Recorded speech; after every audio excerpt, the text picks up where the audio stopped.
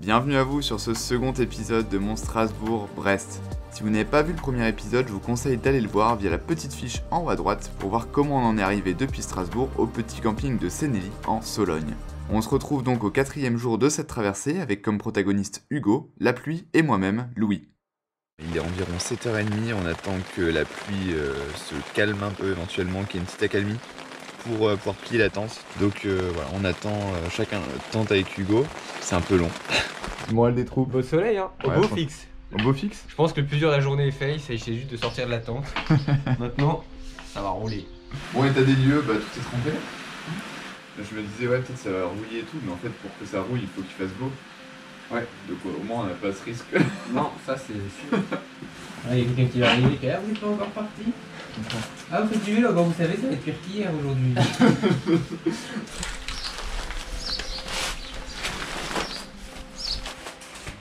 Paysage de rêve ce matin. Après avoir attendu vaillamment pendant 2 heures que la pluie se calme, en vain on a dû partir sous la pluie, ce qui est toujours très désagréable à froid. Il s'agissait de mon premier périple de cette envergure en bikepacking en autonomie complète et je ne pensais pas qu'il pourrait faire si froid en plaine en plein mois de juillet. Bon, on vient de passer 40 km en enfer là. On s'est pas arrêté là pour les 48 km parce qu'il faisait tellement froid que si on s'arrêtait, on démarrait pas.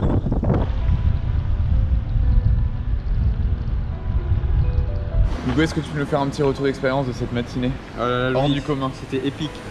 Épique. Alors je vais faire un retour d'expérience, bien que ça me coûte parce que je m'apprête à avaler mes premières calories de la journée. Mais ça a été dur. Qu'est-ce que ça a été dur?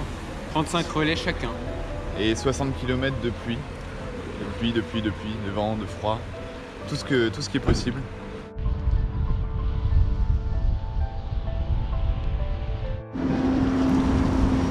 Moi je viens de recrever là, j'en peux plus là. Là ça commence vraiment à me saouler. La pluie de ce matin, les 2 crevaisons en 2 jours là, c'est bon quoi. Donc bon, je vais changer ma roue, il reste 60 bornes encore. Bref, c'est chiant. C'est chiant. Après cette intervention particulièrement positive de ma part, on n'a clairement pas traîné et on a enchaîné les relais sur le plat jusque chez notre ami Valentin, à côté de Tours. Quel plaisir d'y arriver finalement après tant de péripéties, en espérant que la journée de demain et les suivantes soient meilleures. À demain. Du coup d'arriver à Parsemelé, Hugo. Eh ben, c'est comme un retour à la maison. Car oui, c'est ma deuxième résidence principale. À ce point. Ah ouais.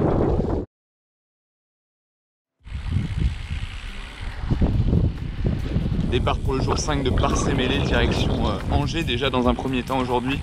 Et puis le but c'est d'aller le plus loin possible, de faire environ 200 bornes. On est parti, c'est bon, le soleil est avec nous.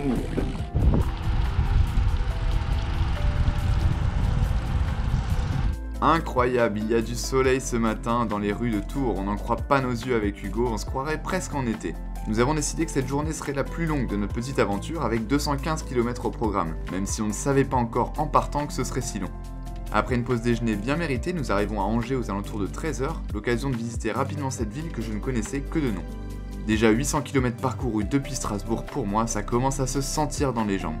La fin de la journée est également ensoleillée mais pas évidente à gérer avec de longues lignes droites assez déprimantes après tant de kilomètres. Nous avons la chance de trouver un petit champ qui fera un super emplacement de bivouac à la Chevallerie. On passe une excellente soirée, on s'y endort paisiblement avant les 2 dernières étapes, fourbus mais déjà fiers de notre parcours. À demain.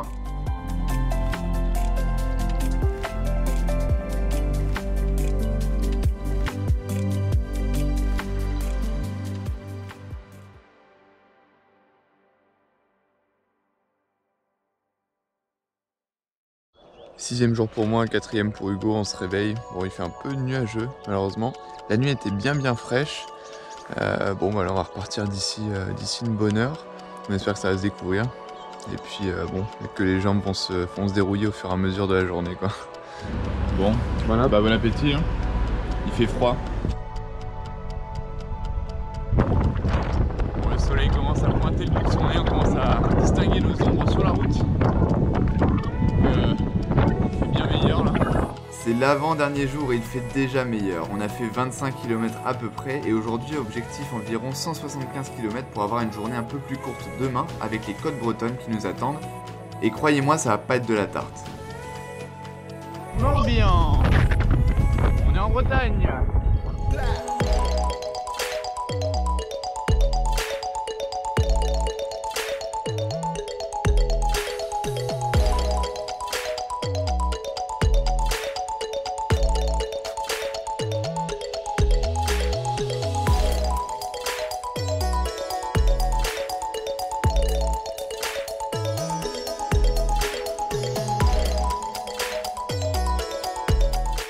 vous avoue qu'on m'avait vendu la Bretagne comme un lieu où le temps était loin d'être au beau fixe, et je suis bien surpris en y arrivant avec ce soleil tellement présent qu'on a enfin commencé à puiser dans nos réserves de crème solaire. Je franchis pour ma part le kilomètre 1000 de ce périple à Vannes, où l'on s'arrête pour manger après une centaine de kilomètres. C'est que ça monte par ici. Bon, route barrée, là le coup dur est un peu difficile à encaisser, mais nous passerons quoi qu'il en coûte. Heureusement qu'Hugo était là pour nous trouver une belle alternative à cette route barrée. Merci au master de Géoportail pour nous avoir aiguillé sur ce petit pont. Et voilà, regardez-moi ce coup. Allez, il ne reste plus qu'une cinquantaine de bornes avant d'arriver à notre point de bivouac, mais ça on ne le sait pas encore. L'objectif pour nous, c'est juste de passer Quimperlé ce soir. Le Bolivien qui semble heureux sous le soleil, qui fait des signes incompréhensibles. Et le Français toujours présent dans la route du Bolivien. Ça arrive dans 10 km, le final de l'étape va être passionnant. Avec la redoutable côte de Quimperlé, on est dans le dur. La Bretagne c'est pas plat. Avec l'attaque du Français. On a trouvé l'emplacement de bivouac idéal, non? Idéal. On a de l'eau à proximité, même des sanitaires publics. Et oui, messieurs, dames. Donc une bonne nuit se profile avant la dernière étape de demain. On est pas mal là.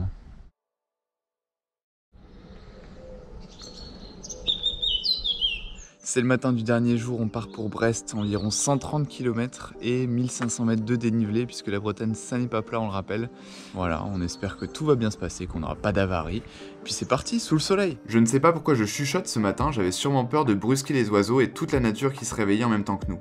C'était assez magique, je dois bien le dire. Nouvelle journée sous le soleil en Bretagne donc, direction Brest avec un peu plus de 130 km et quelques côtes. Hugo a sorti le maillot jaune pour l'occasion. C'est sympa. Merci pour ces paroles pleines de sagesse. Ouais, c'est pas mal là. Là, il fait super beau, pas trop chaud, la route est nickel. Il nous reste 100 bornes avant d'arriver à Brest. Après 45 km, nous arrivons à Quimper où nous avons d'ailleurs rencontré un habitant de ma rue à Chambéry, comme quoi le monde est petit. Puis on commence à traverser des villages typiquement bretons qui ont beaucoup plu à Hugo, avant d'arriver à la plage de Pentrez à un peu plus de la mi-parcours du jour. J'ai d'ailleurs gardé le petit extrait suivant où je me confie à chaud sur mon sentiment à ce moment. Ça me fait toujours beaucoup d'émotion de le revoir. Oh, j'étais à Strasbourg il y a 6 jours et là, la mer, c'est un truc de fou. En vrai, j'ai du mal à y croire. J'ai traversé la France. Pas mal d'émotions là quand même.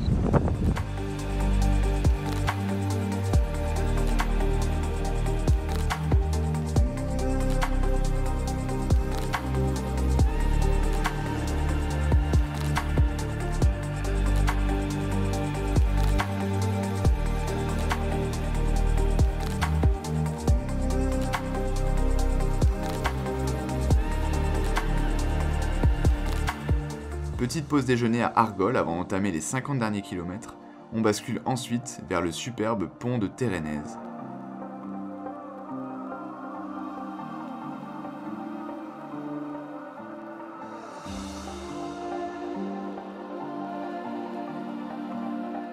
Brest se rapproche mais nous n'y sommes pas encore et je vous avoue qu'on a quand même bien envie de poser nos vélos là-bas devant une bonne crêpe.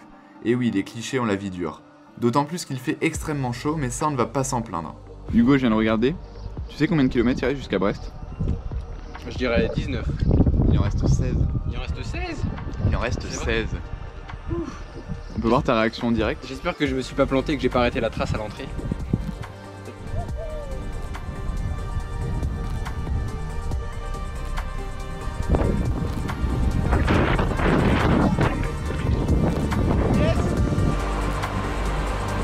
Est-ce qu'on serait pas à Brest par hasard? C'est un truc de ouf. Je suis trop content. Bon appétit mon Hugo. Qu'est-ce qui a changé depuis la vidéo précédente? Pas la bouffe en tout cas. Bon app. Voilà.